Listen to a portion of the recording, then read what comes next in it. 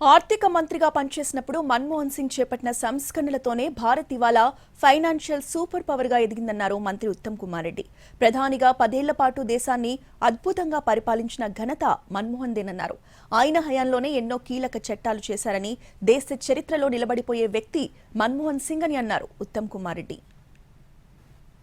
ఇండియాకి chief economic adviser గా ఉన్నారు, ఆర్బీఐ గవర్నర్ గా ఉన్నారు, ఫైనాన్స్ మినిస్టర్ గా ఉన్నారు. వారు ఆర్థిక రంగంలో తీసుకొచ్చిన సంస్కరణలు, లిబరలైజేషన్ వల్లనే ఈరోజు భారతదేశం అంతర్జాతీయ స్థాయిలో ఒక ఫైనాన్షియల్ సూపర్ పవర్గా ఎదిగింది. ఈరోజు ప్రస్తుతం ఉన్న పాలకులు 5 ట్రిలియన్ జీడిపి అవన్నీ మాట్లాడుతుంటే అది ఆనాడు మన్మోహన్ సింగ్ గారు చేసి గొప్ప పరిపాలన అనేది అది నిస్సందేహం.